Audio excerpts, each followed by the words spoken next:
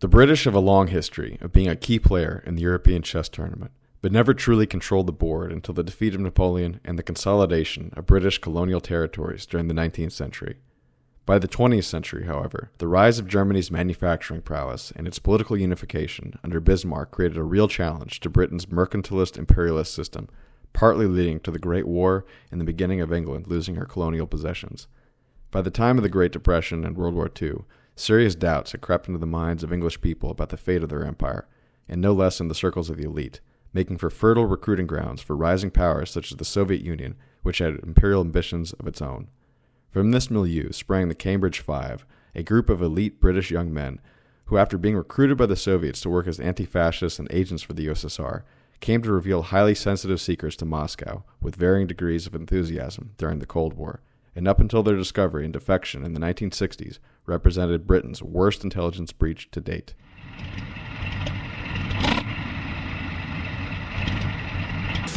Well, I'm not a crook. I've earned everything I've got. Military-industrial complex.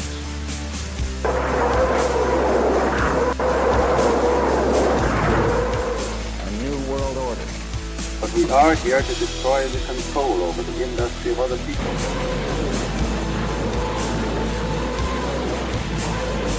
I did not trade arms for hostages. It's been time theater.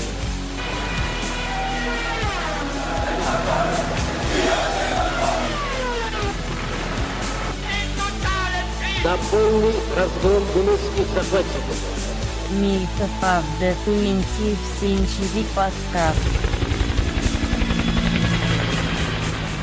Tinker, tailor, soldier, sailor, rich man, poor man, goy man, thief. Welcome to the Myth of the 20th Century podcast, and today we are joined by a very special guest, Ryan Landry. Thank you. As well as Adam. Hey, guys. Hans. Hey, everyone. Hank. Hi. And today we are going to be giving a sort of a finale to our ongoing on communism in the West version. We'll be looking at what, in many respects, is probably the crown jewel Soviet espionage in the 20th century, and that would be Cambridge spy ring. For some background, it's commonly referred to as the Cambridge Five, though we'll get into some of the misnomers. It was popularized in various pop culture renditions. You had Tinker Tailor and 2003 miniseries Cambridge Spies. And overall, it's a lot of plays have been written about it, and it has sort of had a cultural impact. And looking at it, I think we can see a lot of interesting lessons about the state of the British aristocracy, the empire, the old boys network clubs. So having been popularized in film, television, pop culture, it is very well-known case of espionage fail on behalf of the West and a great espionage triumph on behalf of the USSR. And in our previous two episodes, much of what we were examining revolved around the Comintern, Communist International, the Mutzenberg network, in which various members from the upper echelons of society, or particular culture makers, were used. But in this case, we have people who were put into very key positions, such as Philby in the Secret Intelligence Service, Burgess in the BBC radio, and Don McLean as in the diplomatic services in DC, who very easily could have ended up becoming the UK ambassador to the United States. However, he was, of course, exposed, and him, along with Guy Burgess, defected to Russia, as well as Philby later on joined them. And all three men lived out their days in Russia, dying there in the USSR. So I think it's probably makes sense to start with some background on the arch traitor himself, Kim Philby. And Kim is his nickname. His real name was Harold Adrian Russell Philby. And in many, many respects, he was a child of the empire. Looking at his career and what he ended up doing, I see a lot of parallel to the empire itself, its decline. The name Kim itself, ironically, is from the Kipling novel, about the Great Game. He was actually brought up in the Punjab, and his father, who I think Ryan had some interesting things to say about, St. John Philby, he was an Orientalist. He eventually converted to Islam and became one of the principal architects of the coming Saudi power. Yeah, if I could interject, St. John Philby was the Middle East, like kind of attaché to the Saudis, or to what was going on there during World War I. And as World War I was coming to an end, he would send cables and letters back to England, where he was basically lying on behalf of the Saudis, telling the Brits that don't back the Hashemites and what would later become kings of Jordan and Iraq. Don't back them, back the Saudis. That's who we should support in the Arabian Peninsula. He also said, don't split the Arabian Peninsula in half. Just let the Saudis take care of everything.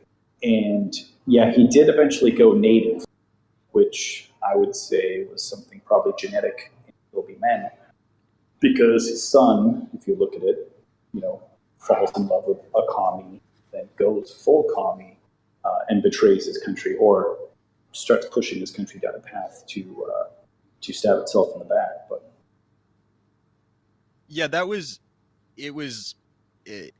Philby's early interaction with communism, Marxism. In many ways, he was not exceptionally ideological in a technical sense. I mean, there's speculation, like he bought Marx's works, and there's speculation as to whether or not he even really read it. He was introduced by the economist and famous communist Maurice Daub to one of the various fronts of Mutzenberg's network. It's called the World Federation for the Relief of Victims of German Fascism. As we've discussed in the past episodes, it was very typical to cloak Stalinist networks at this time, at least, typically under the guise of relief aid or pro-peace and these kinds of things, to appeal to the sensibility of target audience in the liberal West. And his probably most instrumental was his relationship to the Jewish communist Litzy Fried, who he did marry. The marriage, though, was really a way of helping get her pass. She was involved in smuggling Jewish communists out of Austria. This was during the Engelbert Dollfuss regime, shortly before he was actually assassinated. And it was that relationship, and interestingly enough, she was friends with Edith Tudor Hart, who was also a Jewish communist. And she was instrumental in the parallel Oxford spiral. But Philby, his career was full of all kinds of betrayals. I mean, he was positioned was positioned to move up to the top of Secret Intelligence Service. That was, at first when he was recruited, it was not really it wasn't expected anything really significant out of him, but he turned out to be the most valuable far. Burgess's, but he ended up. Can I make a quick point on the Oxford ring?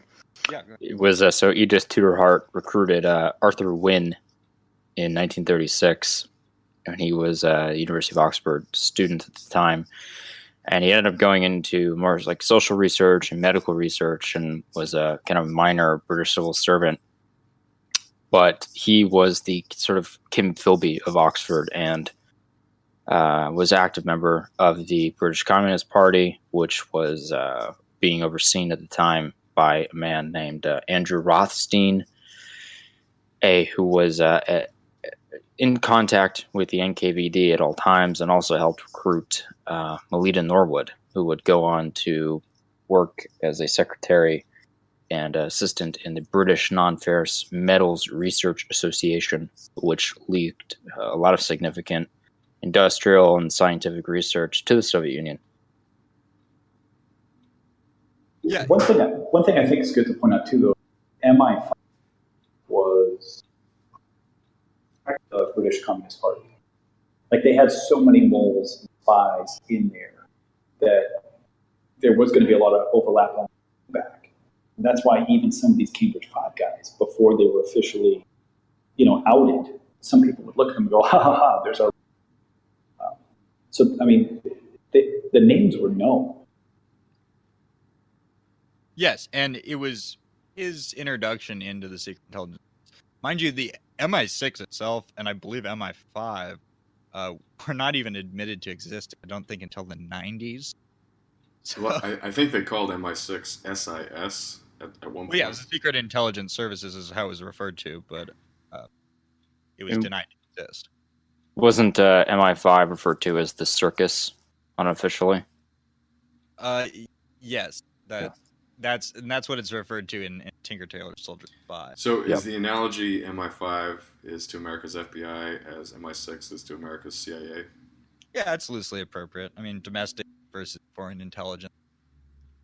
But in the world of SB, I mean, there's a lot of overlap because MI5 is going to be responsible with dealing with foreign spies. So then that's it's the same in America. FBI deals with that. Right. Well, it was the FBI that busted Burgess and McLean because their own domestic spy ring was unable, in big quotes, they're unable to figure this out. I thought it was Venona that found Homer that led to McLean that brought that's correct Burgess out to then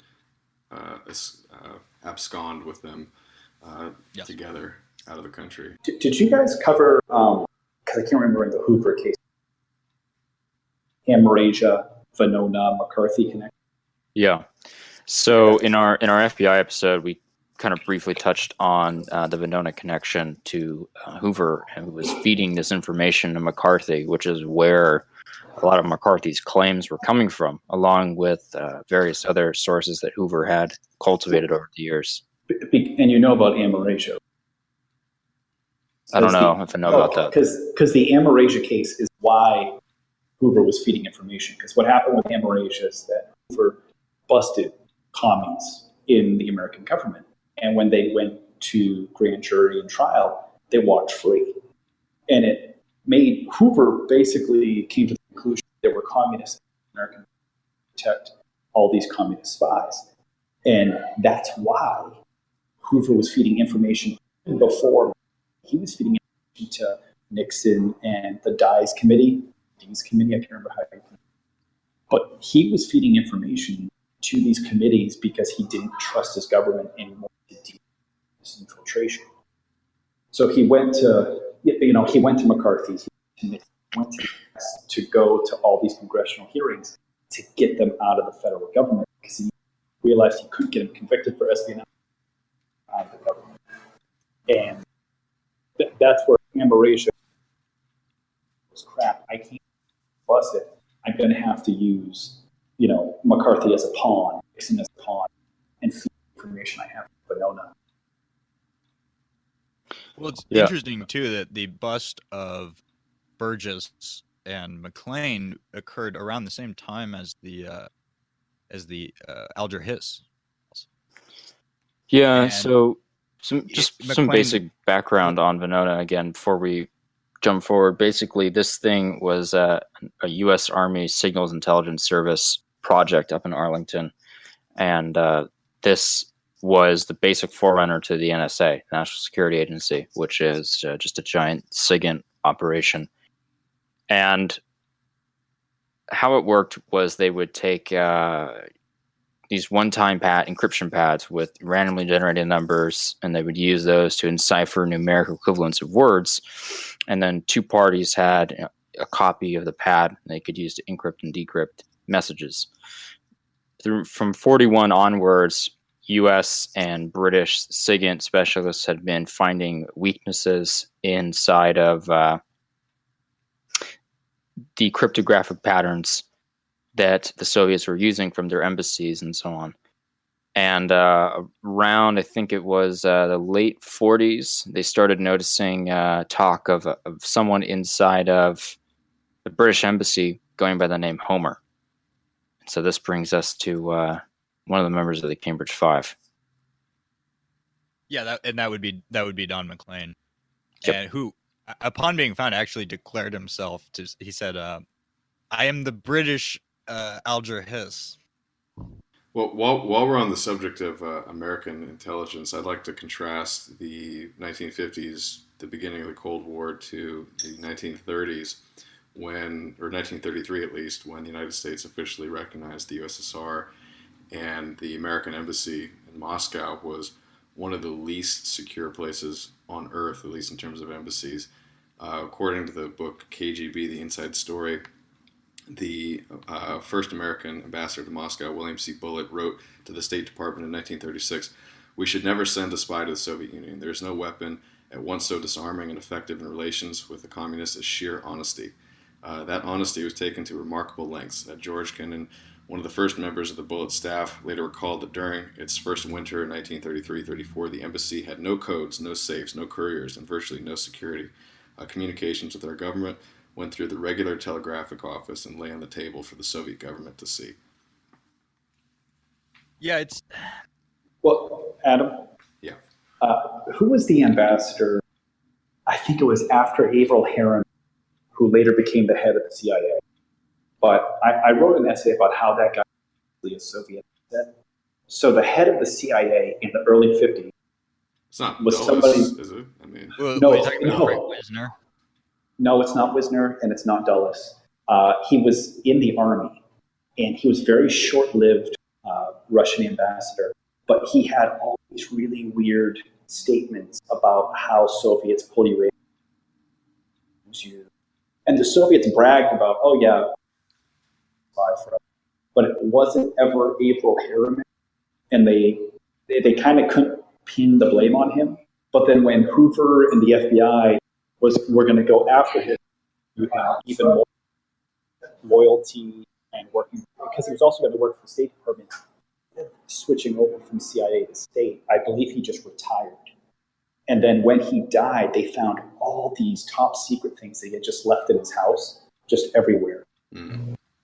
And so it was something where when the CIA was born, the British and the Soviets both kind of fought about CIA to their advantage. And that's why Philby's so important, because he was kind of like an influence by being a Soviet asset and agent, yet being a member of MI6. Oh, yes, and we can get into a bit more, but he was quite close with James Jesus Angleton.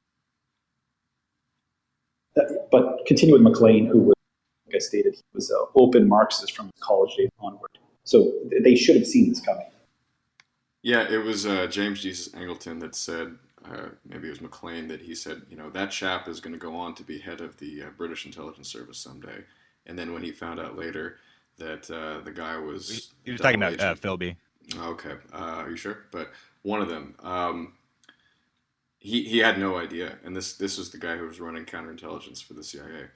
Well, Philby was the only one who was actually in the secret intelligence services. I mean, like Blunt he was in MI5 during the war, but after the war, these guys, it was Philby who was the secret intelligence service guy. Yeah, Philby went on to be put in charge of the Soviet counterintelligence unit, Section 9.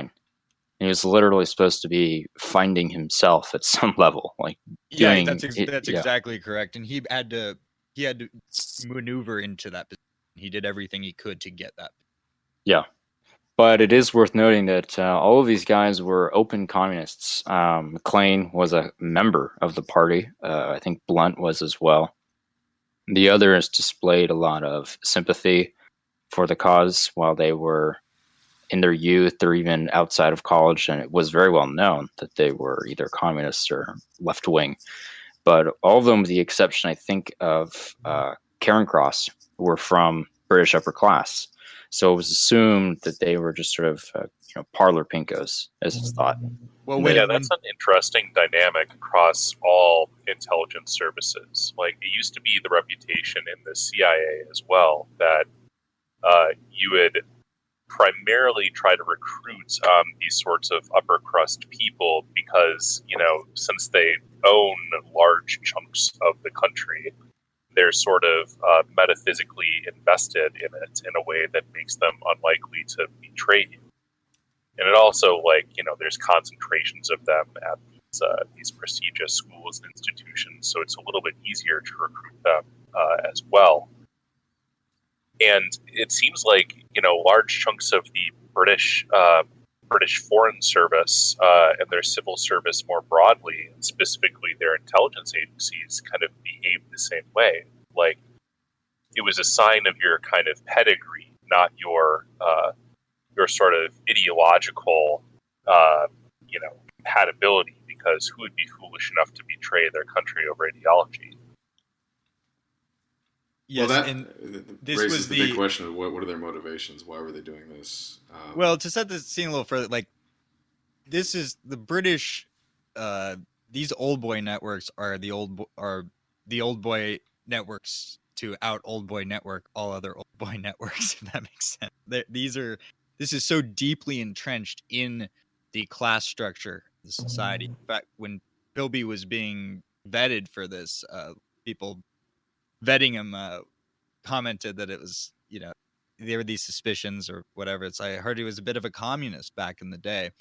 And he said, well, I know his father, I know his people. And that's all it took. Because you couldn't be, youthful flirtations with communism be excused if you're a member of this class. Yeah, it's like our dads used to jerk each other off at boarding school. Like, how bad could he be? Well, it's the same thing, too, with Burgess's absolutely flamboyant homosexuality. He was reproached, he was given, sort of because this was illegal at the time. It was illegal to be a faggot in England, on paper, right? But if you're a member of this class, you can get away with your buggery. Well, and he was also chastised by J. Edgar Hoover for using his car with diplomatic plates to pick up young men when he was stationed in D.C. Right. Well, he was very careless, apparently, but he was exceptionally good at recruiting for both sides. And so I think people were inclined to look the other way. That they just let him get away with it. The thing that I had mentioned before was how kind of the comedy of, but it also seems like if you look at these guys weren't from, I wouldn't say they were from classic aristocratic families as much as they were from the bureaucrats, the industrial, the high-end, I don't want to say the merchant class, but it was the change in the empire, as alluded to earlier, where you could see it in the 19th century, what was happening to the British Empire. Instead of sending, like in the Caribbean, instead of sending millions or thousands upon thousands of chavs to the different islands of the Caribbean to populate it and create really productive colonies, that they pushed the meme of, free trade, let's have free trade. And what free trade did was, free trade helped all those Manchester liberals, but it hurt every single colonialist.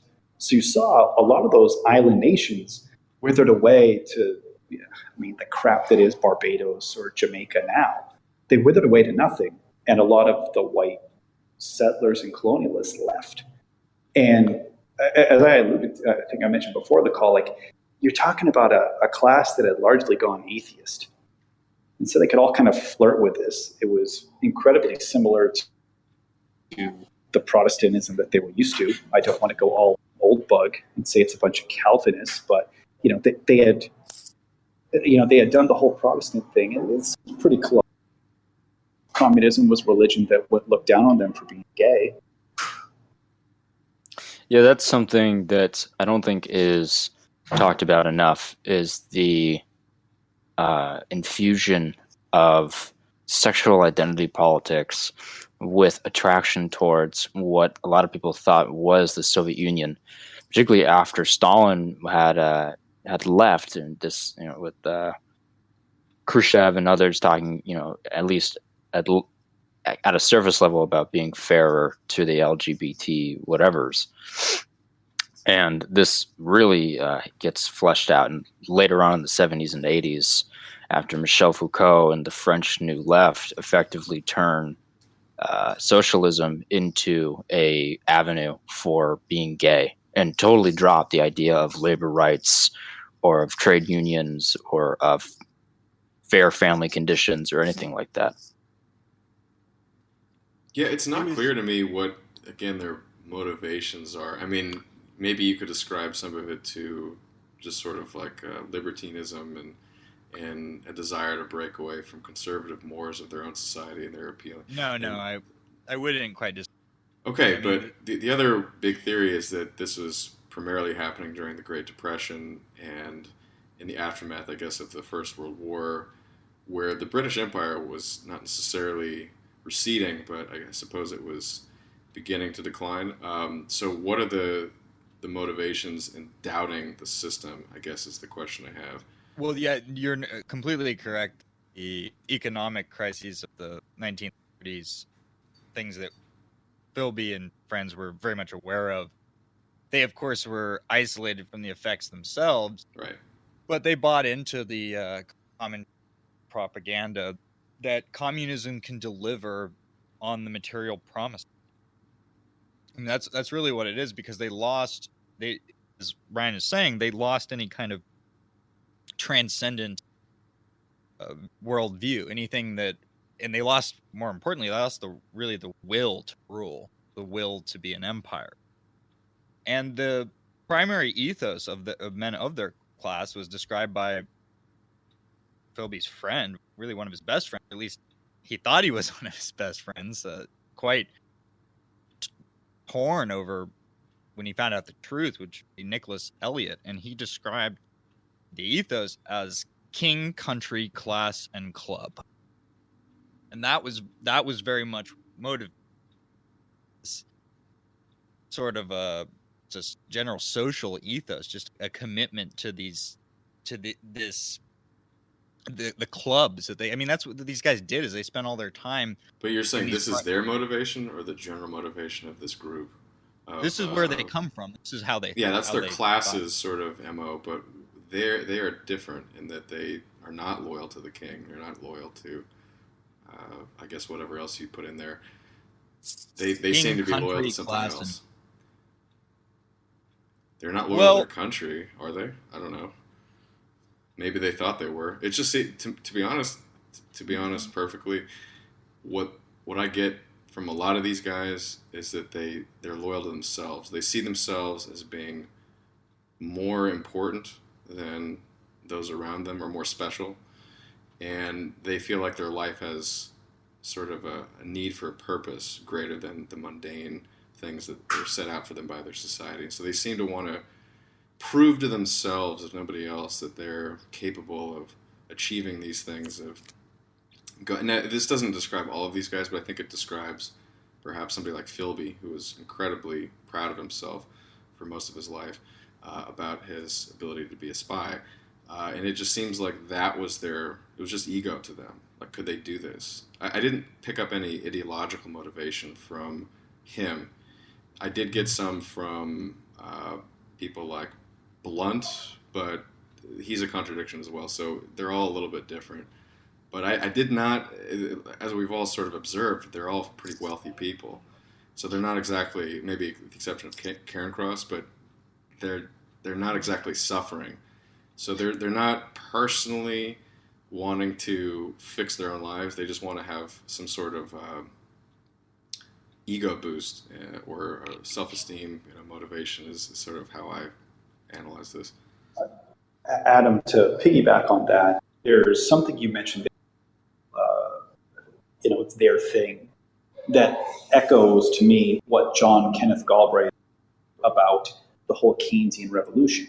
And if you think about it, the Cambridge File at the same time is that Galbraith said everybody was reading Keynes's book. And economics was originally called political economy. Right. And it was really about manipulating the economy to get full production, which is in the whole Marxist idea of as long as full production is going on, everybody's going to be happy. You can tweak things so the capitalists won't fuck you over with monopolies. And Galbraith wrote in the 60s saying, everybody accused us at Harvard of being a bunch of pinkos that loved Keynes. And you know what? Yep, they were right. And now we can admit it because we dominate academia, the government, everything.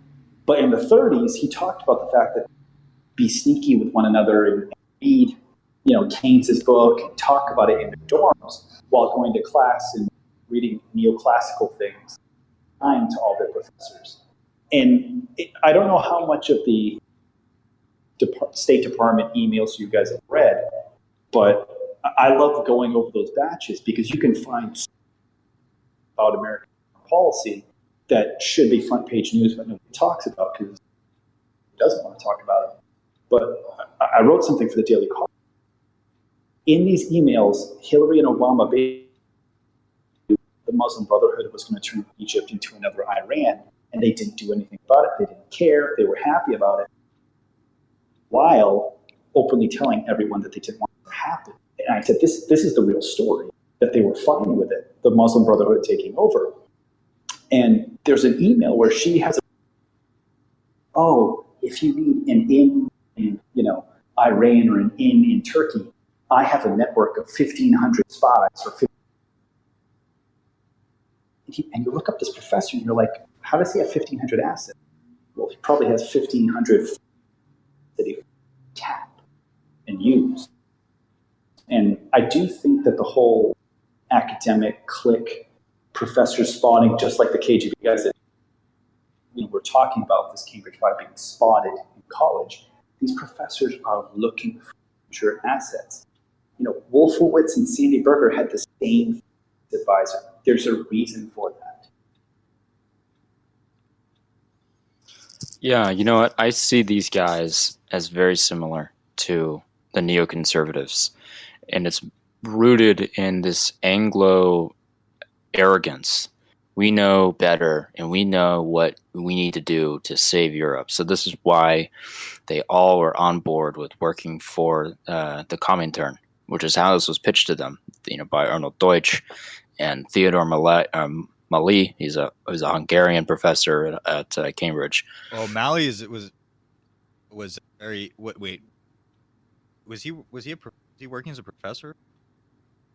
I thought he was. That was my understanding, was that he was a Hungarian professor or something. He was a Hungarian mafioso. Interesting.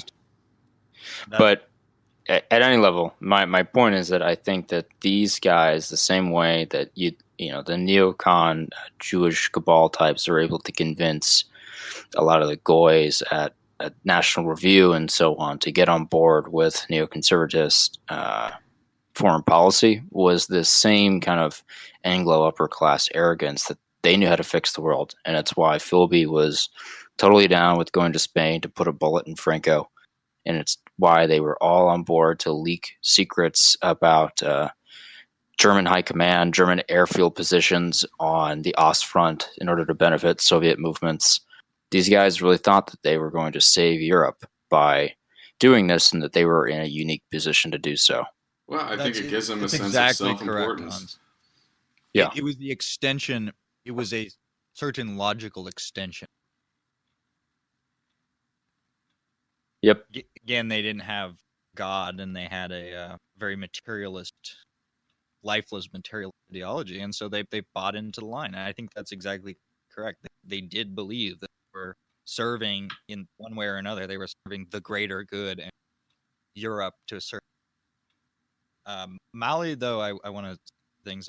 Oh, real quick, just to touch upon Ryan's comment about the Muslim Brotherhood. Apparently, 5 of Obama's National Security Council members were members of the Muslim Brotherhood, and he talked about also the media blackout and things like that.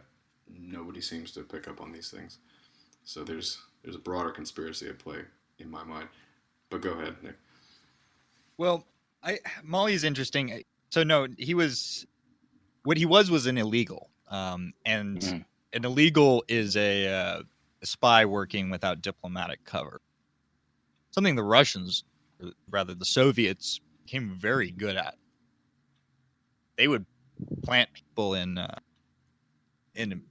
America or the West, and they even had one in Japan for a long time. And these are people who would be expected to learn fluent language and take wives. There's actually a show called The Americans. It's okay. That deals with a couple illegals. And the funny thing about their handlers, he was one of the handlers for the Cambridge spy ring. And as I said, he was a former priest. And here's his experience with his conversion to the new faith. During the war, I was a chaplain. I had just been ordained as a priest. I was taken prisoner in the Carpathians. I saw all the horrors, young men with frozen limbs dying. I was moved from one camp to another and starved along with other prisoners. We were all covered with vermin, and many were dying of typhus. I lost my faith in God, and when the revolution broke out, I joined the Bolsheviks. I broke with my past completely. I was no longer a Hungarian, a priest, Christian, even anyone's son. I became a communist. I've always remained one. And that he did, all the way to his death, when he was recalled back to Moscow to be tortured to death. He submitted willingly to this, and he wasn't the only one of their handlers who was tortured to death. They kept having to replace them. And during the war, the Cambridge 5 sources gave the Soviets detailed knowledge on German order of battle, German operations, German industrial capacities, German logistics, British intelligence organizations and hierarchies, British special operations executive agent networks, and British connections with German military intelligence. And ultra decryptions too, which are top secret. Which one of them worked at Bletchley Park? I think it was Cairncross, who worked alongside Turing. He was the man. And he leaked secrets to the Soviet Union on British innovations in decryption that eventually broke it. I believe this was the Enigma machine. Now, wait a minute. When we say British innovations, I'm somewhat fuzzy on the actual story there, but I do believe it was the Polish who actually broke that. And the reason for that was actually possibly very mundane, was that when those Enigma machines were manufactured in parts of Poland that were occupied by Germany, the factory literally duplicated every machine, and they sort of put a serial number on one of them and then only incremented every other, and so they just kept a copy of every machine, and that was helping at least them crack the code, which was not actually that much of an innovation if you think about it, because the machines were like basically these one-time pads, hard-coded. Yeah. And so all they had to do was get the equivalent machine, and they could break it. But anyway, I think the Polish connection is always sort of overlooked when the British try to tell the story. There were. Yeah, thank you for bringing it up. I had forgotten, but I believe there were Polish mathematicians who had already demonstrated capabilities like 20 years prior to the beginning of the war in decryption techniques. Yeah, and to give a bit more background on how he came into the fold.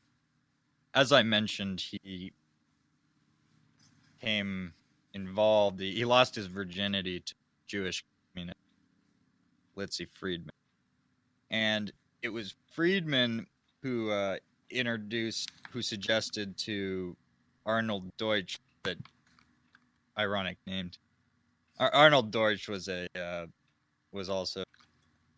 He was one of the principal recruiters. He was a professor at Cambridge, and he was and he was a member of Wilhelm Reich's sex pole movement. Well, what does that mean? Sex politics. What is that? So Wilhelm Reich was a Eastern European Jewish psychologist type who took up the mantle of Freud's psychoanalysis group, and wrote extensively on sex, on indoctrinating children with sexual acts to make them more politically open. He created some kind of like hormone triggering weapon or something. He was sort of a weird mad scientist. If anyone wants more research on him, Adam Curtis's Century of the Self covers Freud and Wilhelm Reich and several of these other individuals fairly well.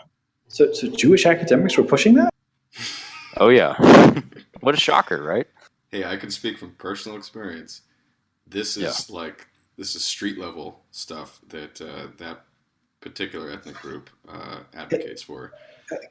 Got one thing I'd push to, because the victors write that in that early part of the 20th century, there was an entire class of academics and writers and thinkers who were saying our own freedoms are being used against us. Of course, it sounds like today.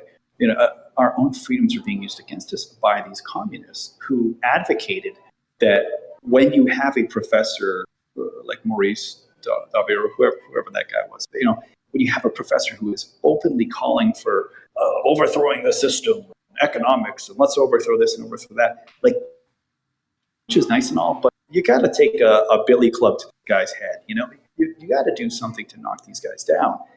And they did the whole, I'm going to use tenure and my fellowships and my pay and my comfy thing to fall back on while I'm advocating to destroy the very society I'm living in.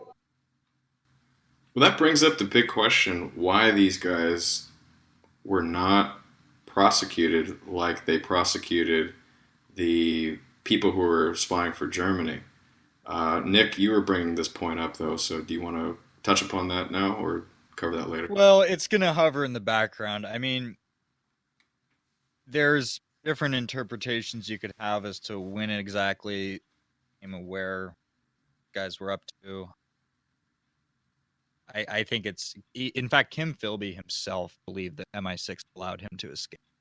I mean, after he was found, they were just doing these interview, they gave him a window. He wasn't put in shackles or anything.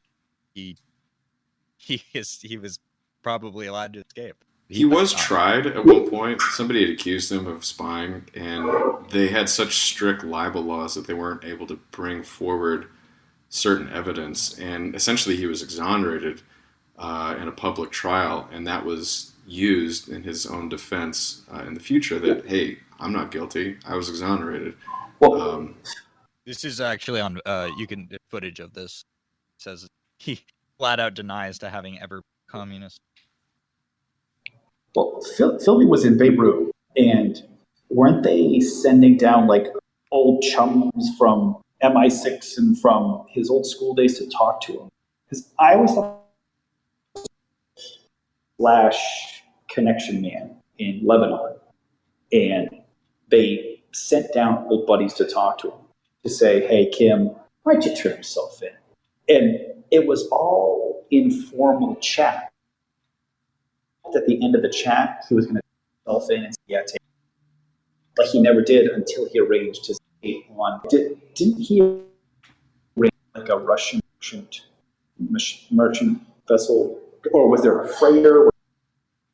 Was it a medical freighter? Or was some way that while he was doing the interview, guys? Yeah, I think it was somebody else, though. He was in Lebanon. He was in Lebanon. Yeah. But that was, I have it actually written down somewhere, but I don't think that was Philby. That was Philby. So Philby, they're not sure how he got away. They're still not totally clear, from my understanding, on how he escaped to Beirut. What they do know is that a guy named John Nicholas Reed Elliott, he went down there and to talk to Philby kind of casually. That's what I'm saying. They were very close. Yeah. Went to talk to him casually. And Philby was in a very bad way at the time, too. Very heavily drinking, and he was all bandaged. He had a head wound. Yeah, wasn't he drinking alone? Yeah. Starting at 4 or 3, and it was really bad. Yeah, that bears mentioning in general. These guys were all severe alcoholics. I mean, Guy Burgess is famous for being able to really just knock them back. Yeah, I noticed that. I mean, is that just something that you kind of get in the prep school No, environment? they actually believed. It's interesting. They actually believed, like, in drinking as an aspect of intelligence work. Well, yeah, that was what I was about to say. I mean, it okay. would lend itself to being sociable, where essentially, as a spy, a lot of what you're doing is recruiting and getting people to loosen up to tell you secrets. So it seems somewhat logical, actually, that they would be. This goes to the Yuri Bezmenov tactic, where he talked about bringing in foreign diplomats and foreign agents and then getting them drunk and out drinking them and basically saying, no, we'll both have another shot.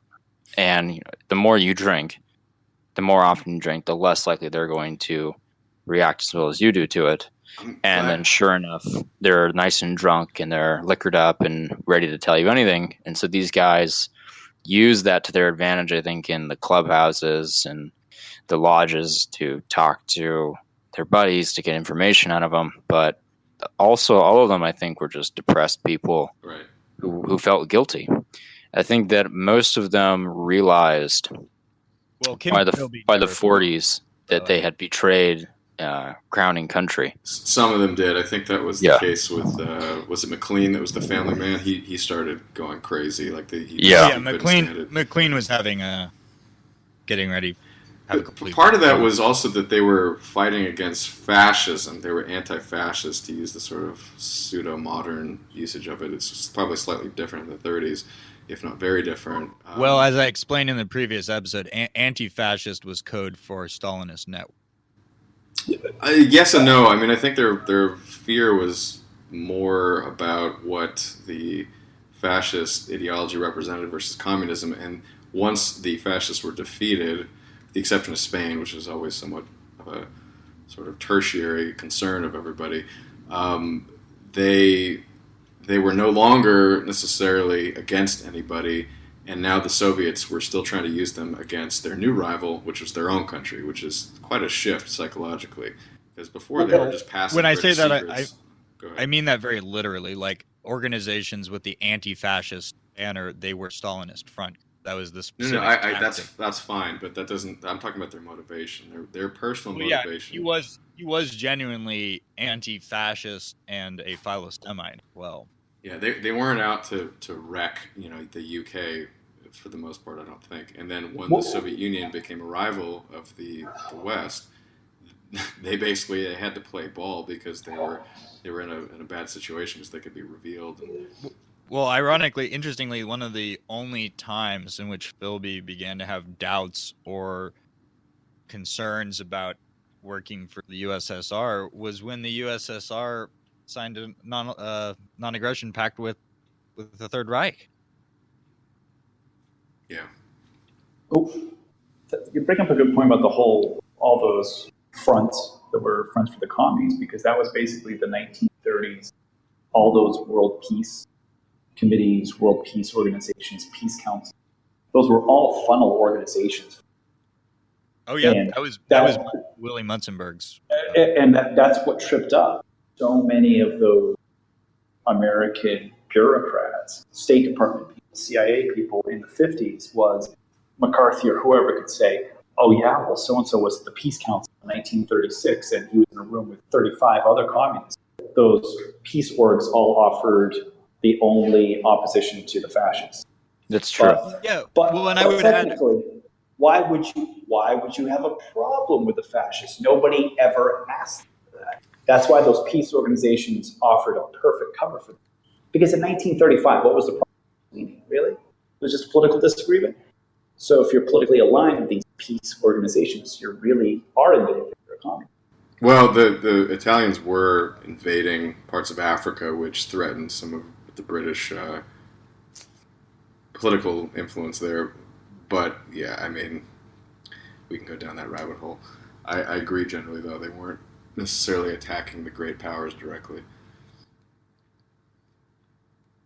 It was, and a lot of the anti-fascist, these things, again, as I kept mentioning in the previous episodes, they always shifted goals to meet the changing interests of the USSR. So, when you have the non-aggression pact, most of these things fold up, as well as the Spanish Civil War was one of the main interests here. And that's a good segue into Philby's involvement. Hans mentioned earlier that he was tasked with the job of assassinating Mussolini. Franco. Franco. Yes, and he there was no chance in hell he was ever going to be able to pull this off. He could, in theory, get close enough, but he didn't. He actually had one opportunity where he really could have done it, but it would have been a one-way trip for him. He got he would have died by Franco for, I guess, being a sort of hero of the allies of the nationalist government. When he didn't really, I don't understand this sort of notion of what a hero is when you don't actually fight, but he was shelled along with 2 other journalists, and he got the award from Franco for being. Yeah, he was given a medal. I mean, Kim Philby had a medal from Franco, from the UK, and from the Soviet Union. But he, when I say he couldn't have pulled it off, yeah, he could have physically, in the sense that he could have gotten close enough, but he didn't have the balls. I thought that Philby's whole thing was he was supposed to be doing recon on Franco's bodyguards. I didn't know that they ever asked him. It was just, can you tell us what his normal guard is, who his driver is, who guys are? It was sort of a there's some kind of weird things going on there. He was tasked with it. Basically, when Moscow found out that he had the ability to get close enough, they wanted him to do it. But really, it was kind of more of a way of testing him. And interestingly enough, his handler at the time, I forget which was, kept getting tortured to death. He actually spoke up on behalf of Philby in a sense where he was like, yeah, this is not going to work. It's too dangerous. He's going to die, etc. Has other uses, could be valuable, which is a big deal because, you never want to say no, Stalin. I also heard Stalin had changed his mind, but that could have been because he saw some other use for Philby. Was Stalin actually aware of who this guy was, though? This brings up a broader point about Philby's sort of treatment post-defection to the Soviet Union. He was never awarded officer rank by the KGB, which always irked him until his death. And they kind of, made sure he was well-fed, and they gave him a wife and everything, but he didn't feel like he was respected by the Russian people or given the sort of public accolades that he wanted. And in contrast, and this Hans brought up Yuri Bezmenov before, which I have theories about. I don't know if I completely trust him, but he's an excellent guy to watch on YouTube just because he explains the communist infiltration strategy pretty well. In contrast to Bezmenov, who seemed to receive a very warm welcome in the West, the Soviets never seemed to trust Philby, which was very intriguing to me, and maybe it's just the personality of. Well, no, part of the reason they didn't trust him was that his information was too good. So, for instance, at the time in the 1930s, the USSR was number 10 on the secret intelligence service list countries to infiltrate, and they had 0 agents in Moscow, and Stalin was just completely. They were incredulous. This was. It was like, wait, what? We're number 10 on the list of priority, and it's like, meanwhile, we're infiltrating every aspect of your society. Well, one thing to keep in mind, I think, is we're. I don't know if any of you are Slavic, but I always joke when I have a friend who marries a Russian woman, like, look, dude, you're just not going to understand the Slavic soul. Like, you just won't. And I think there's something to it where they have an entirely different view of assets and than we do, where somebody comes over, we give them a book deal, we hook them up, we parade them around because whereas the Russians go, what did you feed us? What can you get us? Anything anymore once he was a Russian. They could get out of him how to understand that he could understand the infrastructure of spying and logistics. But after that, it was, fuck it, we don't need you. Yeah, that's right. Very. Yeah. Well, I dated a Slavic girl once, and fortunately that never completed itself. But it was basically, she told me that it's always a chess game, and they're always looking to checkmate you at some point, even if they present themselves as a friend. Which is very chilling to hear from a girl you're dating. It's like, what the fuck? But you know, this is typical. I've encountered it more than once. It depends which Slavic you mean. If you mean like West Slavic or Southern Slavic or East Slavic, but East Slavs in particular live in very, very, very, very low trust societies, which is what builds up this sort of pragmatic approach to using people as assets for certain tasks and then dashing them away just so that they can't burn you at some point. You guys think that Edward Snowden, you think we're ever going to really hear from him much more beyond what he's going to be used? Once he has run his course, they will just tuck him away and you'll never hear from him. He's pretty much at that point. He works for their shitty Facebook knockoff, and that's what he does all day. That's not true. Yeah, I thought he gets paid from speaking fees. I believe that's what he told, Well, Kate yeah, Burke. everything about that guy is unclear, and I have severe doubts that the Russians really know what's going on with him. I mean, the Russians, like, they had suspicions that Kim Philby, for that matter, was actually a triple agent. Like, they were worried that he was perhaps feeding them information that was a little bit too good. That's what I was saying, Hank. Yeah, it was too reliable. It was too good, I mean, yeah, the Snowden thing is a huge digression, but it strikes me as another one of these situations where something looks like it's too good to be true for almost every perspective. Like, whether you're looking for this sort of archetypical, like, super potent traitor, or like this kind of quasi-mythical super patriot, or, I mean, the fact that you can look at it through so many lenses and it seems to shoehorn itself into all of these mutually contradictory narratives sort of makes me suspicious in and of itself. Well, my conception of the Snowden affair has always been, or for a while has been, that it's just part of the CIA NSA spook war.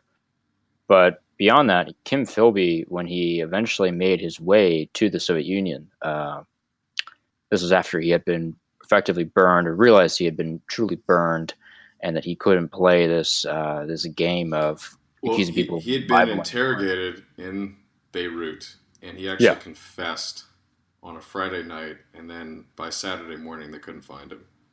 Right. When he arrived in Moscow, he was not treated the way that he assumed he would be. The KGB regarded him as too dangerous to give serious employment to, so he was kept on at some very low-ranking level, despite, for decades, convincing himself that once he finally left for the Soviet Union, they would make him a KGB officer and that he would be given serious work. Whereas instead, when he showed up, he was effectively just treated as a refugee. He was given some housing. He was effectively given a wife, probably to keep an eye on him. And he was given some food every week.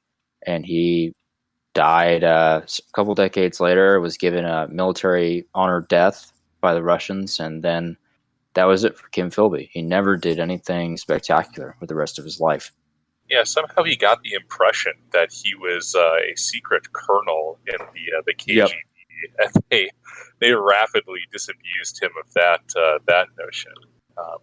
There is actually some fairly interesting footage of him addressing like a graduating class or something of the East German Stasi, and sort of describing his experience from, I guess, his own sort of unreliable narrator perspective. That video is worth watching.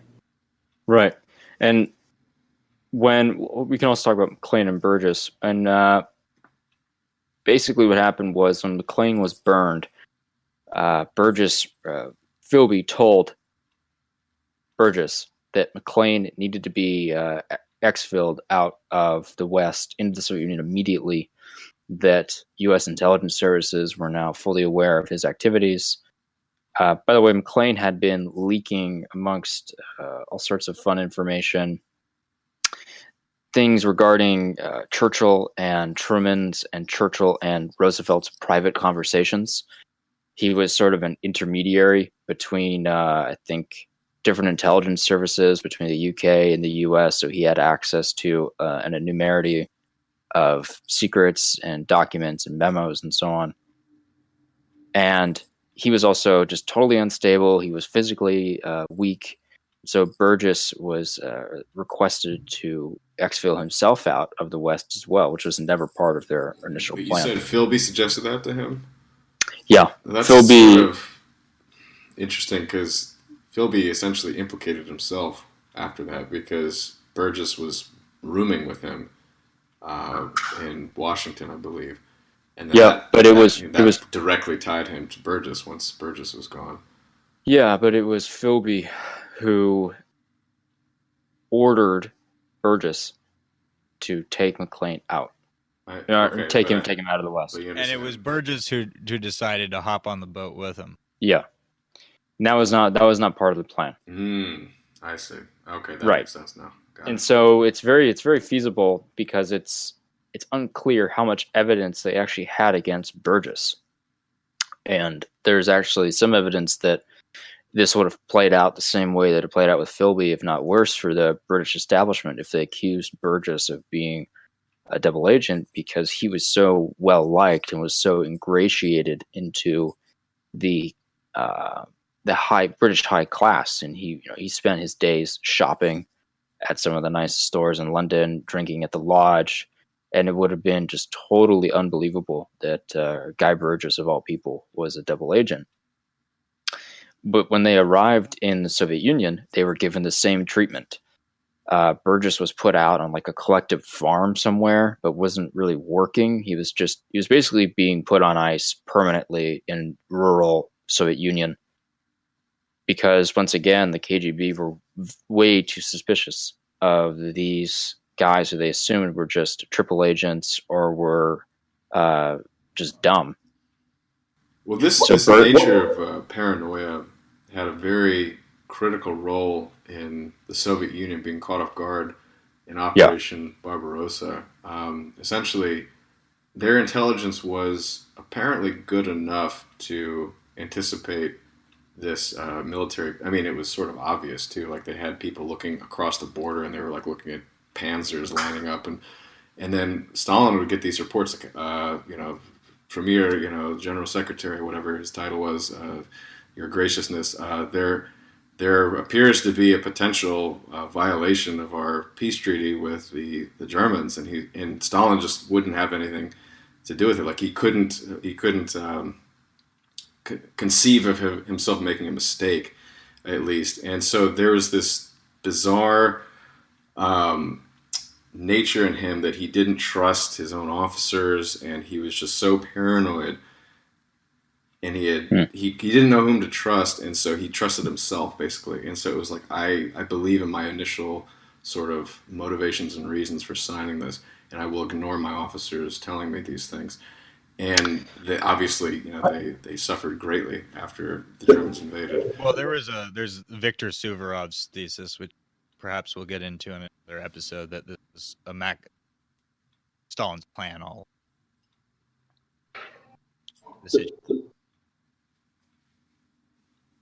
You talk. Yeah. Go ahead, Ryan. Okay. I think we do have to, at each point, because it was mentioned before, like, the entire class had kind of fallen into these sympathies with communism. But at each point, they were looking into these guys' backgrounds. They were interviewing these guys. They kept promoting them.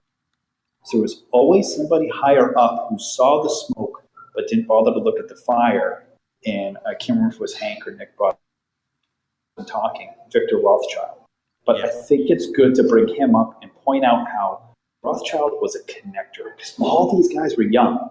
we're talking about the 30s, because McLean and Burgess were gone by 51. Like, we're talking about 20-somethings, early 30-something men. I'm probably talking to guys when they're 20s, early 30s. Imagine trusting these guys with this type of intricate and high security stuff you already have doubts about. That I believe they were being used by enough people in the high end of England who saw the Soviet Union, who saw America, and said, we're just going to have to give in to some of this shit, and we're going to have to use these guys. We're going to have to kind of believe in some of this communist, not too much. Let's some of it and let's roll with it. Let's use these guys as pawns. Yeah, I personally, I mean, I can't prove it, but I suspect that they were known about probably the entire time. At least by someone, because at the very least, with respect to Rothschild, Philby actually, he tried to recruit a woman by the name of Florida Solomon, who is a daughter of a Jewish banker and gold dealer, and she was actually a relative of the Rothschilds. He tried to recruit her, and she turned him down. He also might have banged her. That's a little unclear. But she did tell Rothschild about this. So he knew. It's unclear when exactly, but he did know that Philby had tried to recruit this woman. And he was, by the way, friends. You mentioned earlier, Ryan, for the call, that of Anthony Blunt's relationship to Victor Rothschild. If you want to get into that a little, we should say a few things about Anthony. Yeah, Blunt is an interesting character. He was obviously part of this Cambridge group, but he was at one point close to becoming an Anglican deacon or an Anglican priest in his youth.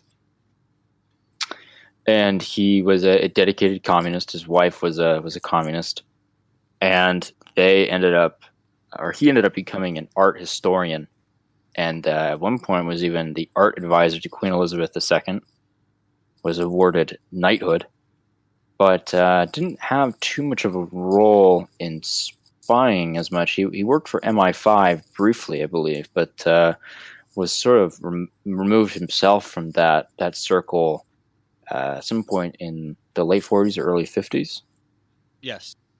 He was also a fourth cousin once removed from Oswald Mosley. For those who don't know, Oswald Mosley was the closest thing Britain had to their Mussolini, the British fascist leader. British Union of Fascists.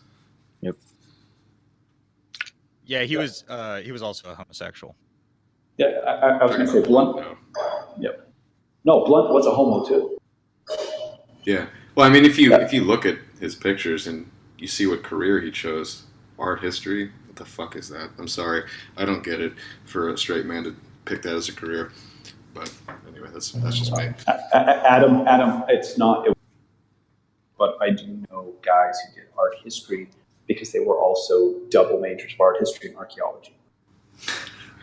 I'm being a little cruel, but it's just a man should provide something useful to society, not decorate the interiors of museums. Well, so should art history be left up to women? Well, or should we not have art history? It's a good question. I believe in the al-Baghdadi solution: no art, no art history. Well, but Anthony Blunt did at Rothschild's home. It wasn't just a mild friendship. It was a pretty good connection. And Rothschild, I believe, in the 80s, he had to come out and say, at no time have I ever been a spy for a country. But we're talking about a family where when Mikhail Khodorkovsky when Putin went after Khodorkovsky in Russia, Khodorkovsky signed away his billions to the Rothschild family to look after for. Yeah, hold my money, bro. Are you serious? How did he get the assets out of Russia? Because I thought it was in. It was some of his. It was like $6 billion ghosts. He managed to sign away to them. That's a whole bit of the 20th century podcast you could do. Yeah, the Russian oligarchs are fascinating. But I mean, Rothschild was definitely a connector for late 20s during the war to make sure they would be talking to the right person. And I think Rothschild openly stated we should have given more information to the Soviets during World War II, but we didn't because we were too cautious. To answer Nick's question, this is still gnawing at me. I think men should be artists. Perhaps women or gay men should be the art historians. That's my final answer.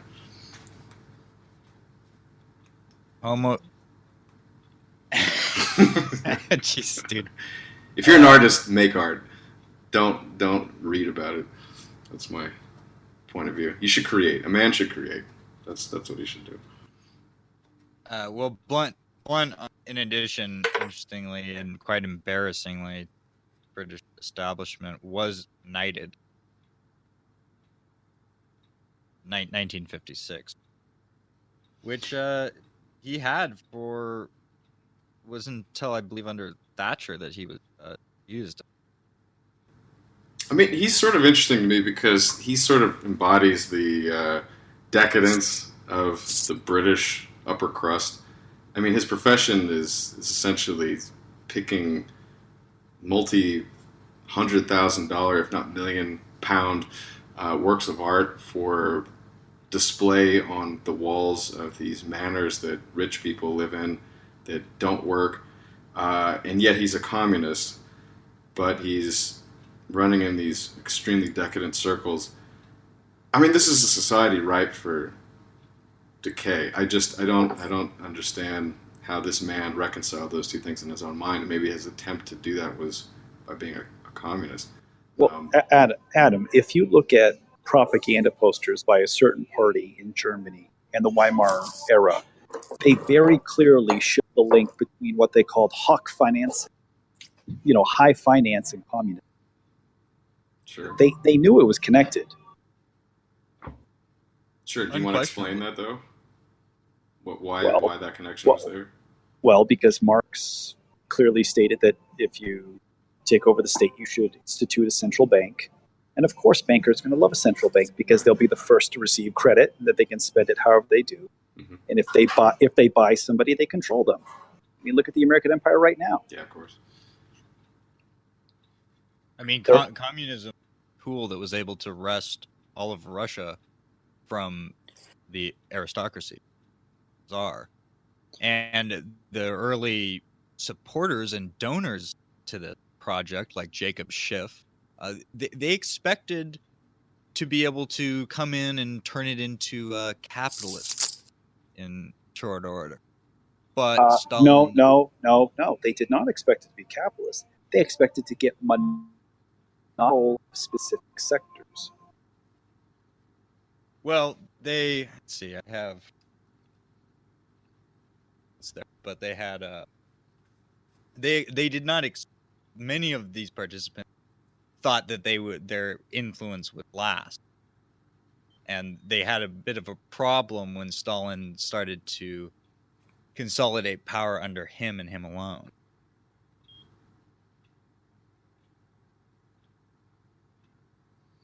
I do think there was appeal to communism to the British aristocracy in that almost every time the communists talk about something, they talk about, I don't want to say the end, but they say, okay, this is established. We now have to have experts who will tell you how to divvy something up, or experts how to do something. And the communists will control who are considered experts. And for boys who go to LSE, and then Oxbridge, if you're always going to have the experts in schools, you could say, oh, the experts are these specific Brits. I can see why it'd be appealing for those British people. That makes sense, but didn't the British aristocracy already have that elite rank? How is it actually different under communism? Would they have more rank? Well, I would say there's the difference between, and this also goes into how British colonialism turned into imperialism. and became in control from London, control the decentralized local control that it was. But you also had a change over from the pirates and the warriors and landed at aristocracy. That when the grain laws got put in and they extended the vote, your Manchester Liberals were ascending, and they were all your industrialists. And it'd be a good way to say, no, landowners are really evil plutocrats, trust us. And by instituting communism, you then have unions. And once your unions represent people, well, there's got to be a connector class, and you can always bribe those few connectors that are right between the bureaucrats and workers. We could cover a few of Philby's greatest hits. Well, there is speculation, and Ryan brought this up earlier, that potentially the British knew about some of these guys, was that the intelligence that these guys leaked wasn't actually all that profound. Now, I disagree in the case of Cairncross because he revealed nuclear secrets, but go ahead with the greatest hits of his. Well, I mean, Philby was instrumental, for instance, in the complete liquidation of the Catholic anti-communist under Germany. How big was that? How relevant was it? We don't know because MI6 released the full list, but they had British intelligence had all these names, and Philby, of course, passed this on to USSR. And upon the Red Army's occupation, these people were all rounded up. But we don't know. We don't know. Sure. I also heard that he was responsible for the sabotage of the Albanian partisans being pair-dropped, and also the Ukrainian partisans. Well, they were also and Lithuanian and Estonian. Yep, that was Project Jungle or Operation Jungle. We talked about this on the episode with Kathy Princess. Basically, the CIA and British intelligence had developed what was an early or proto Stay Behind project. It kind of morphed into Gladio. I think you would agree, Nick. Yeah. And these guys were trained extensively in Sweden and as well in the UK, and were put in place to conduct counterintelligence, to conduct sabotage, to conduct all-out warfare. In the case of World War III between NATO and the Soviet Union, and plenty of them were former Waffen-SS officers.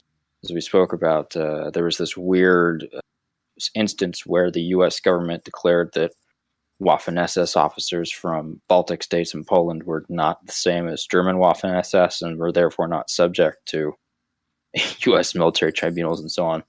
It was bullshit, but it was essentially the same strategy that we ended up using in Japan when we let a lot of the imperial fascists out of jail in order to revive the economy of Japan in the 50s and 60s and get rid of the communist agents. Or the absconding of the German scientists under Operation Paperclip and then given false names in America so that they could hide their identities, yet still be useful to the American empire. Philby was also, really quickly, Philby was involved, or at least was thought to be involved in what's the Volkov affair. So there's this guy named Konstantin Volkov, who was the vice consul, the Russian consulate in Turkey, and he tried to defect to the British, and somehow the Russians found out about this, potentially intercepted him in Cyprus, and he vanished along with his wife. Hans, wasn't I remember that one, and I wasn't about why Philby alerted the KGB Russians then killed him. Wasn't the whole point that he knew that Philby was a spy? Yes. He was going to reveal to the Brits? Yeah. Yep, that was it. And because I thought that was his own ass covering. So he basically had a man killed just to protect himself. Not just a man, his entire family. Yep, his wife disappeared too. So it wasn't sabotaging a mission for the Soviets. It was, I'm just going to have you and your people killed just to protect my ass. Yeah, he was a piece of shit. Beyond that, you have, I think Philby was somewhat involved in this German anti-communist affair with these Catholic Germans, Nick, that you had mentioned to me? Yeah, I was just that.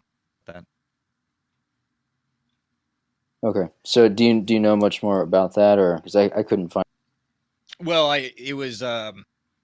there were the British intelligence had these lists of because they had these Germans defected who were Catholics, and they were basically solely motivated by their Catholicism, which made them kind of problematic assets, very Right. intransigent. And Philby passed they had lists of all the communists, and Philby passed it on.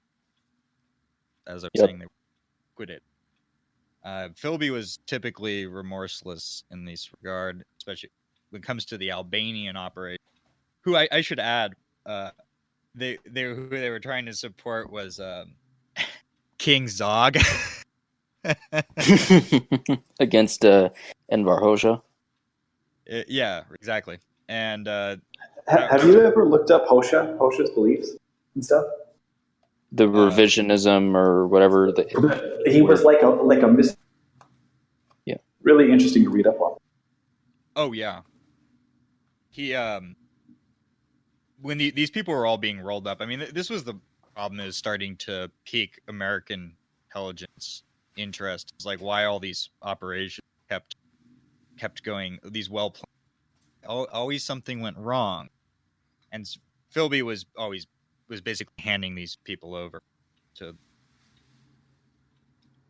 the USSR, sent to their deaths. And what Philby had to say about this with respect to Albania was the agents were sent into Albania were armed, intent on murder, sabotage, and assassination. They knew the risks they were running. I was serving the interests of the Soviet Union, and those interests required that to the extent that I helped defeat them, even if it caused their deaths, I have no regrets. In his own memoirs, he talks about the conversation he had in 1951 with his controller at the time about the precise information he'd given about 3 groups of 6 agents who were shortly to be parachuted by SAS into the Ukraine. So he said, "I do not know what happened to the parties concerned, but I can make an informed guess." Very blasé comment.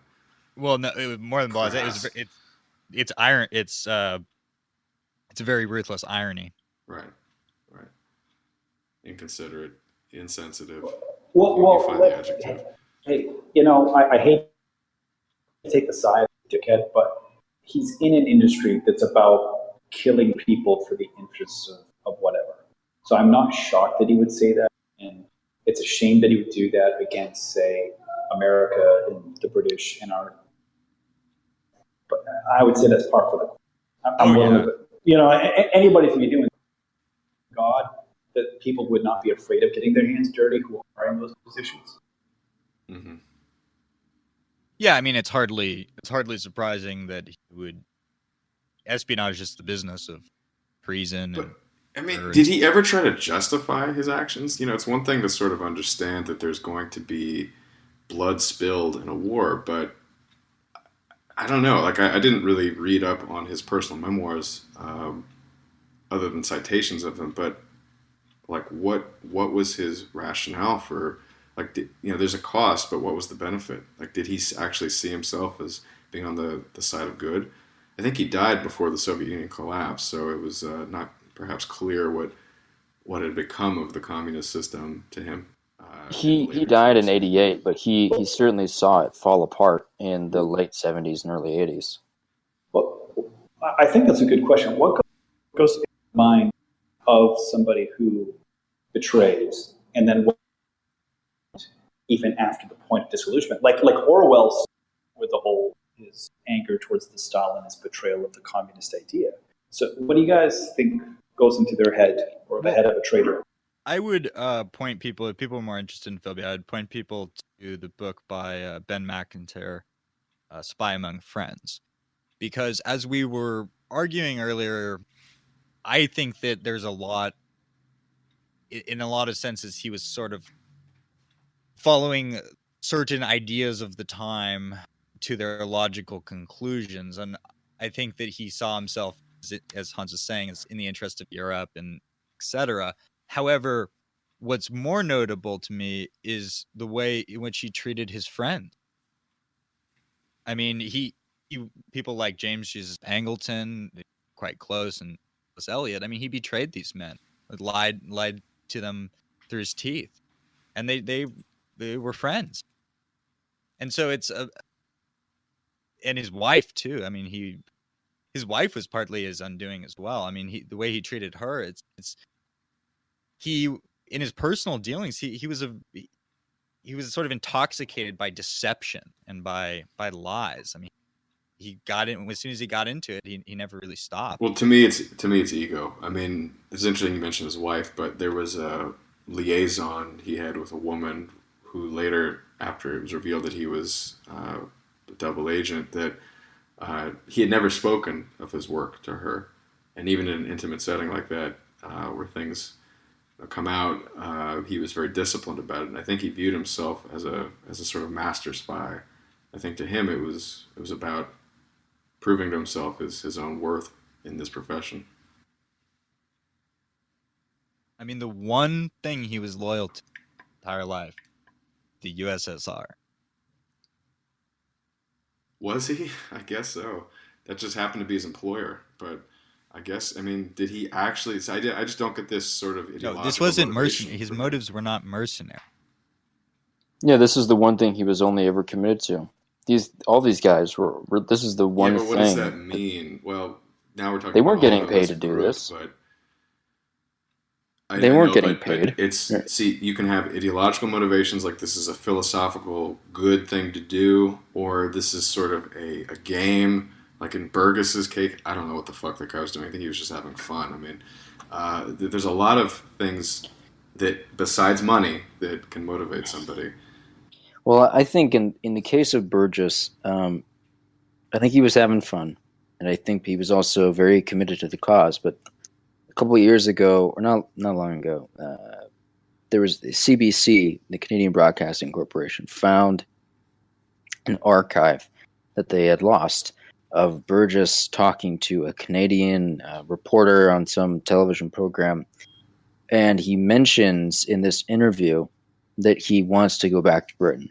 This is after he had left, and he just looks despondent the whole time. So I think that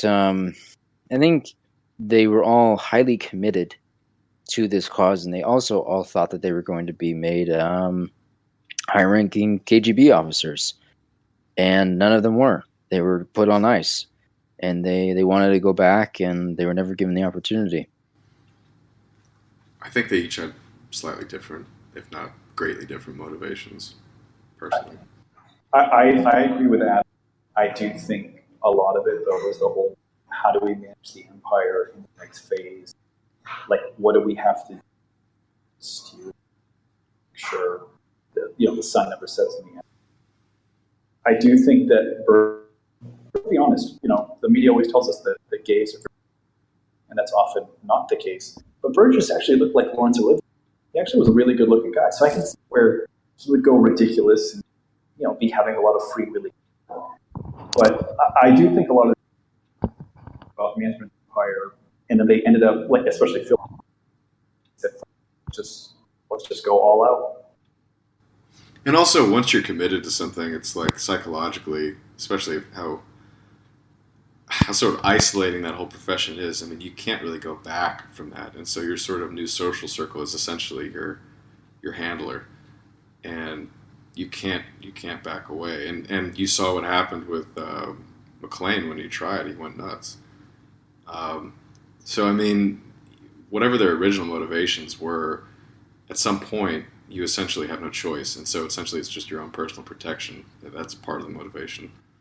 Yeah, I think it's good to point out that this sort of spiraled. I mean, Ryan was talking about, these are young guys here at Cambridge, and they're flirting with these various ideas, and then they get sucked into the actual apparatus of the Stalinist spy networks, and there was really no going back at that point. But Philby, above all, doubled down more than any of them. that's why I think Phil being the genetic connection with dad, thing. I think he was just predisposed. I think with being open to a completely different universalist take on life and betraying England. I think he was fine with it because look, his dad did the same effing thing. But the other guys, there's how they spiraled out of control, breakdown. I think it got too much for them. Do we want to bring up how Karen Cross leaked atomic secrets to the Soviet Union? He mostly leaked inventory records and accounting records that gave the Soviets enough of an idea of the materials being used and the quantity and so on that will allow them to kind of crudely reconstruct certain components of Britain's nuclear deterrent system. And obviously there were a lot of other leaks throughout Britain that contributed to, and the United States that contributed to building the Soviet nuclear system, but Karen Cross in particular used his position to access what was essentially like a secret vault or something, where a lot of this information was being stored in one central location. He was also in the cryptographic department, I believe. And yep. To me, again, this is like the most substantive stuff of this group. I mean, yeah, you could sort of reveal the location of an airfield, but if you reveal fundamental technology to an enemy, that is profoundly transformative. They call it a force multiplier in the military, but that's a big deal because that has you can use that in any application. So it's not just a one-off. To me, that was and it saves you huge amounts of time, like knowing, like in the abstract, how something works. Like we've known in the abstract how to build nukes since the 40s, and so have the Soviets. But all of the incremental improvements and cost savings, and how do you miniaturize them, get them on warheads? What's your response time? Is just massive amounts of engineering input. Well, I think the Soviets did it in like 2.5 years, and they did it in 2.5 years, just as Hank mentioned. They had all that information. Diaries of Major Jordan. No, I haven't. Okay, he was a major who was in charge of Lend-Lease to the Russians. Well, to the Soviets, and he wrote a book, and the Birch Society guys published it and pushed it. But he testified before Congress about all this. He was uncovering how that HH, who was signing off all this stuff, was the Harry Hopkins in the White House. And yes. They were transferring knowledge, machining. They were transferring radioactive powder, and there was spilling onto a runway. And the Soviets run up to them, and they say to the Americans, "Don't touch it! Don't touch it!" And the Americans noticed how it burned really hot into the runway. But there was all this stuff, and every time Jordan tried to stop transfer of things, he'd get overrode by DC. And there were American colonels and generals were saying, "Okay, how come my airplanes are not getting served ahead of the airplanes for the Soviets?" And he'd say, "I have a letter from the White House that says their planes get serviced first." And the Americans were, beside themselves. And he would pull out the letter from the White House signed by the president. And he testified before Congress and wrote books about how the Soviets would talk about the Manhattan Project. And Americans would go, "Oh, yeah, we have in Manhattan, New York." And they'd go, "The Manhattan Project?" And you had Soviet, military guys who were then American military guys. And so he's kind of pitched it that whole way that the traitors were that high up. Yeah, I mean, as I mentioned speaking before, of which, it's just the Americans had no central intelligence agency, literally. They really had not... They really had never dealt with foreign policy like they had until the Second World War. Even the First World War wasn't that major for them. And they were surrounded by two oceans and two relatively insignificant countries. And I they have never had to deal with these great powers, politics like the Europeans had, so they didn't have this paranoia in their... and they were taking the burgeoning American intelligence services were taking a lot of lessons from the British. And Angleton lived over there for quite a while, also while he was a child. In many ways, he was almost British, you could say. But there was sort of a transfer of these things as after the war and the loss of the empire, with American power ascendant. The British intelligence services, though they still exist and are still very mysterious, they've definitely taken a back seat. Well, two things. So the Soviets had a couple key codenames. They had Capitan was their code for Roosevelt. Babylon was their code for San Francisco. And they had Enormous was the name for Manhattan Project. Now, all this was cracked in 1947 by the Venona Project. And it was made very apparent very quickly that the Soviets were well aware of the Manhattan Project for years. But this goes into also like all the Anthony C. Sutton stuff. So the 3 volumes he wrote on Western capital and Western technology transfer to the Soviet Union, and of course his other book, The Best Enemies Money Can Buy, where effectively the West, particularly the United States, built the Soviet Union from scratch for a variety of purposes, and then just sort of squared off against it for the resulting decades. I think like at one point the Soviets acquired like some kind of ball bearings technology that U.S. aerospace manufacturers had, and they got that from the Japanese. Oh, okay. What happened was the Japanese sent it to them, and America signed off. That was the real kicker. But Sutton's books about building up the Soviets, how bankers built Hitler, and then how bankers built Roosevelt. Those are tremendous books you can just read online. I recommend them. Yeah.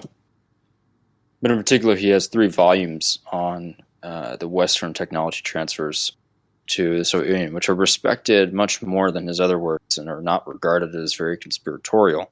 They're just regarded as a simple analysis of these technology transfers and capital transfers between the two countries.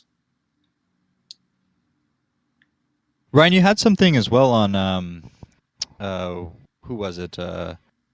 Harold. Prime Minister Harold,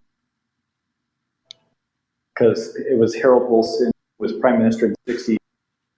Basically, he brought Britain up to the swinging by decriminalizing, expanding immigration, things he did. But Harold Wilson he flirted with Marxism in college. And then on top of that, he was in labor, and he was known as the far left guy for labor. And in the late 50s, Gaitskell was the leader of labor, and he was more center-right for labor. And then Gaitskell goes to Russia. And then after he comes back from Russia, he dies of an illness that you can pick up in cold other countries, but not quite in England. And then directly after his death, they also move. Wilson then runs to be head of labor. The center-right of labor splits the ticket, so Wilson becomes the leader of labor. And at the exact same time, Macmillan, who is Prime Minister of England and leader of the Conservative Party, they had since Churchill was Prime Minister in 1951, they had continuously gained seats in Parliament, and it was seen as, will Labour ever win an election ever again? They would talk about that. And Macmillan, they had a couple stumbles here and there with it, but what happened is they were back-to-back exposés on the Vassal affair, which involved spying, and the Soviets and the media lying. There were multiple media members who were in jail for what they did. But then after that, there was the Profumo affair. And the Profumo affair was the Secretary of War, I believe, had a fling this 19-year-old who you could call an exotic adventuress. And she was also having an affair with a Soviet military attaché who was working for the GRU. And there was a lot of weird stuff there. What forced Profumo to admit to the affair and really hurt the conservatives in the election, Paris Match was going to come open about the whole Profumo thing, show he was a liar. Well, the Paris Match was a magazine that was a front for the KGB GRU. And what the media did was they ran with that for the whole year, saying the conservatives have been in charge too long. They need to be tossed out. Ultimate power leads to ultimate corruption. So Labor, with Harold Wilson in charge, won by like the thinnest of margins in that election in 1964. And they won it thanks to that whole smear job. Which would be a good question if it was a whole KGB. But then Wilson set the British up for that entire winter of discontent with all this liberal shit. Can anyone answer for me why the Labor Party didn't have more clout during the Great Depression? Maybe it did, but my impression was the conservatives were actually doing okay. Because that was one of the reasons that was cited by the Cambridge Five as to why they became sympathetic with the communist cause, because they saw the Labor Party as being ineffective. Like they had sort of formed some kind of coalition government with the conservatives, yet they were not pounding home the cause of the worker. And maybe my understanding of what labor means in the UK political context is not clear, but to me it should mean like you're for the working class. So can anyone explain why the Labor Party was kind of fumbling the ball there? I mean, they had governments that they had formed in 1924 and I guess in 1929. I mean, the UK government is a little bit, or the UK system of governance is a little bit weird because they have peculiar rules around when you actually need to have an election. And although they don't have quite as many micro parties as with like actual proportional representation system like Italy or to some extent Germany does, they do have kind of more factions than the US does on paper, where, I mean, in the 20s and 30s, I believe the Liberal Party was still with some strength. You had kind of odd circumstances around the Northern Irish seats. So, I mean, I don't think that it's necessarily that they weren't around or contending things. Well, there was the Soviet penetration of their trade unions. So there's an article here from Douglas Eden on The Spectator about, what's this man's name? Jack Jones, the Transport and General Workers Union. He was the chairman of it, or their international committee. And he was one of the most powerful people with James Callaghan, who was the prime minister before Thatcher in 1977. And he was an out-and-out KGB operative, or a KGB asset towards the end of his life. And I think that his handler, Oleg Gordievsky, was, I think, a defector to the UK, who then ratted him out after his death. But Gordievsky confirmed that he was in fact his handler in like the late 80s or in the mid 80s, and then the Brits tried to launch some kind of purge of their labor unions to determine if there were other infiltrators, but were remarkably unsuccessful, or if they found some evidence on someone it wasn't enough to do anything with. So these people just sort of stewed in this same circle, even after being very well known as a Soviet collaborator. One thing I think that we should stress too is different. passive assets. Because some of these guys were just connected and they were passive, but they could be labeled an asset, whereas others were completely active, if not outright agents, but they were active assets who knew that the intelligence was asking questions because they were connected to intelligence. Because we all know people who are hooked up with different industries or even military or government agents that we can ask them things and they don't know why, but we can poke and prod them. And, I had a guy who was connected to the military that I was making him laugh because I said how ISIS is folding very fast in Syria. And I said, well, yeah, think about it. CIA, money, equipment, jihadi laundering program. And he started laughing. He goes, yeah, that's true. You're right. Well, do you guys, what do you guys make of, what are your overall impressions of really how it is that this was allowed to happen? Like, it's such an absurd thing, really, that they could this deeply be penetrated into the British ruling class. It's how is this in any way a society that still even exists? I have multiple theories, but yeah, I don't think that they do exist in a real sense. Right, exactly. Well, like it seems like they're just kind of hanging out at the nursing home, waiting to be smothered to death by their kebab nurse. Yeah, I think that people typically say like that the British Empire or the real hardcore golden age of the British Empire was from 1700 to 1900 or so, or by the time that these guys were in college and then by the time they were recruited and trying to work in intelligence services, the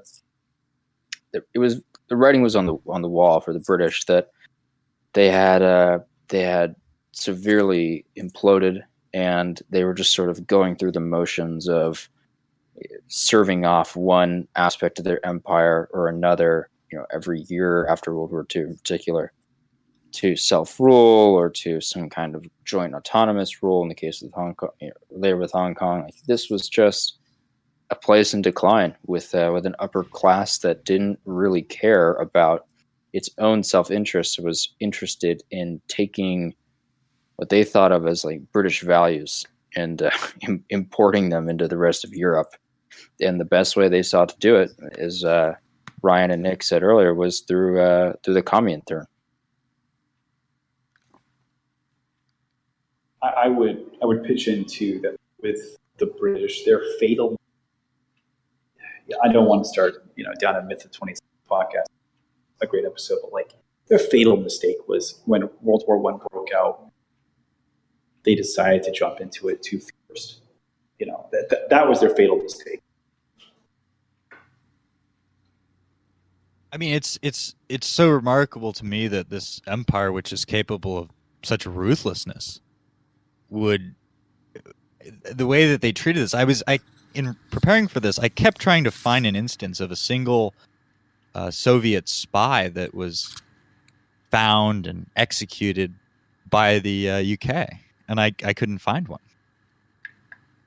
I could find Germans. Yeah, I mean, Norwood was known for decades as a collaborator, and she was just allowed to live, and she was just allowed to walk free in Britain for the rest of her life. She didn't even felt like she needed to take on the effort of exfilling herself to somewhere that would have been more hospitable. Everyone knew, and no one cared. I think this doesn't have to be necessarily more complex than or perplexing than it has to be. During the Second World War, London was literally being firebombed, and they obviously were not under the same threat that Dresden later had to endure, but nonetheless, when your capital city is on fire, you are going to have a firmer willingness to execute people who are collaborating with your current adversary.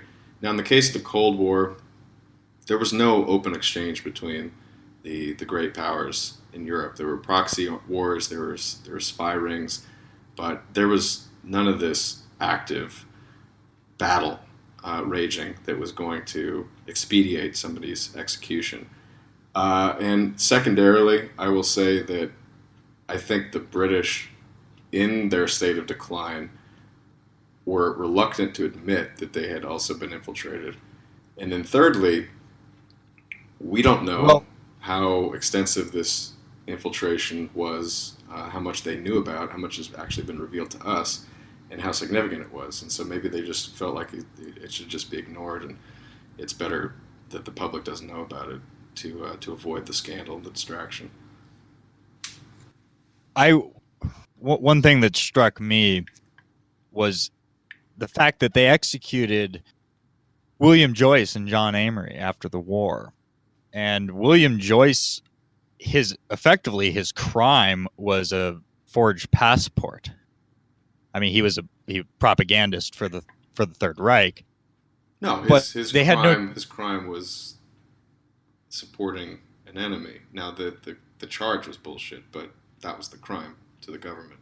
The system was threatened. Yes, but Anthony Blunt was not hung. They had no problem hanging William Joyce. But remember, he had been knighted, so that would be to admit exactly. the fallibility of the Queen. That's the answer. You got it. I mean, it's just Queen striking. Made a mistake. She can't do that. Yeah, right. You can't. There are no mistakes.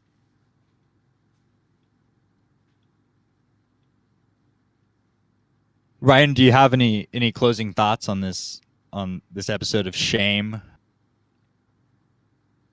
I don't know. It's 2017. I mean, they were just the thing in.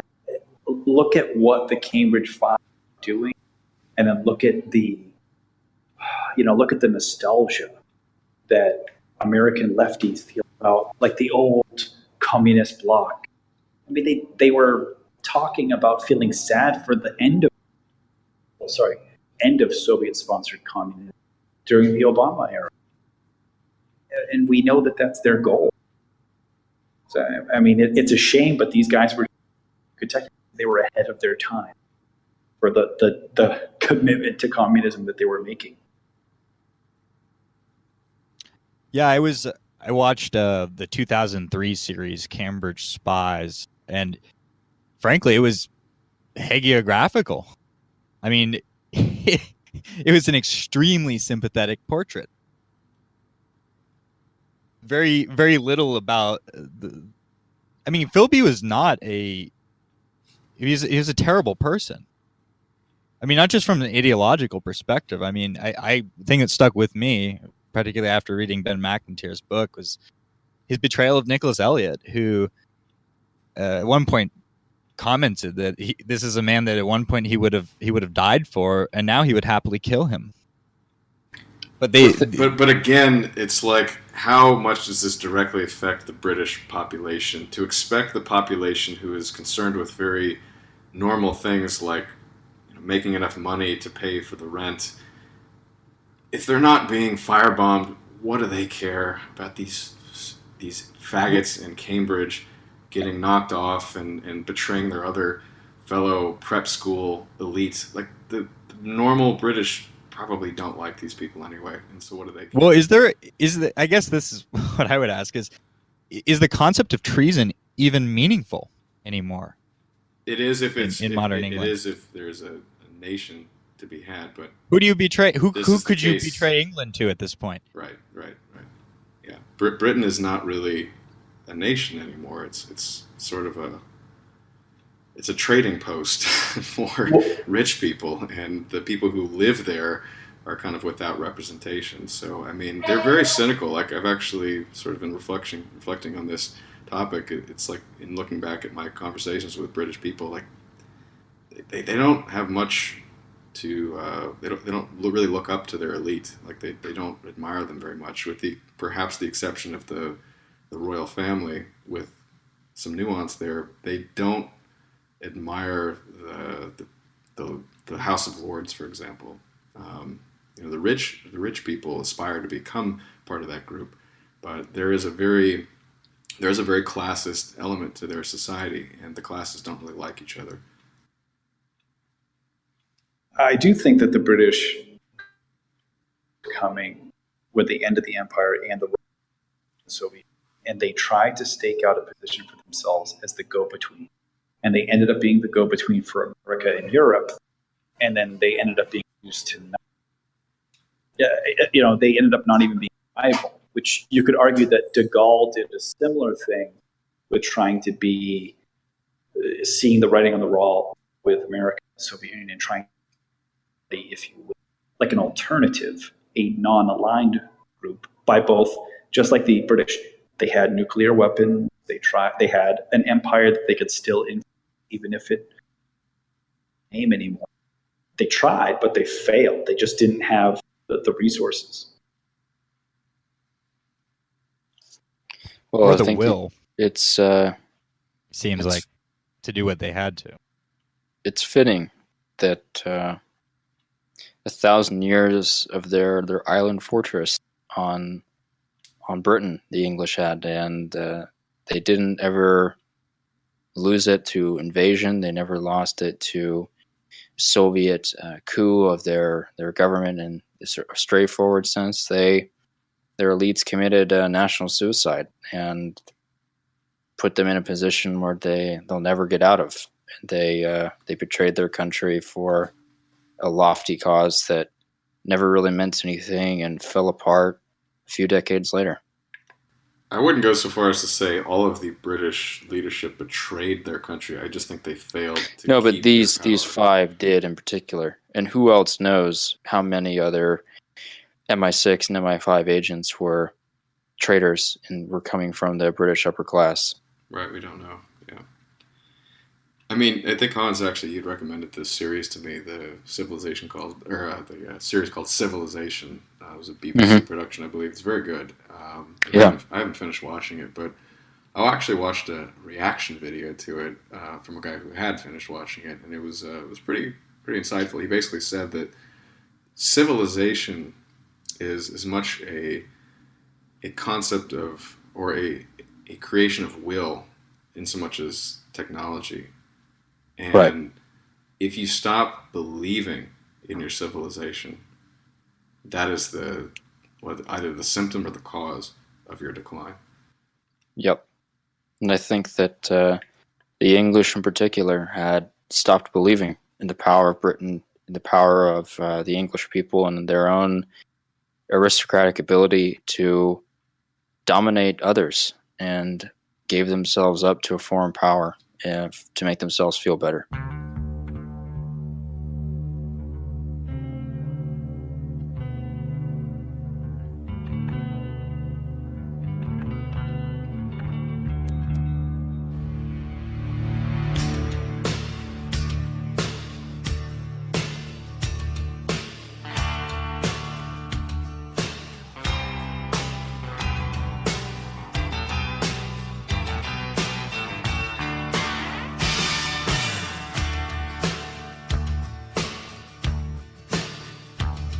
All the stories have been told of kings in days of old, but there's no England now. All the wars that were won or lost somehow don't seem to matter very much anymore. All the lies we were told, all the lives of the people running round, their castles are burned. Our eyes see change, but inside we're the same as we ever were.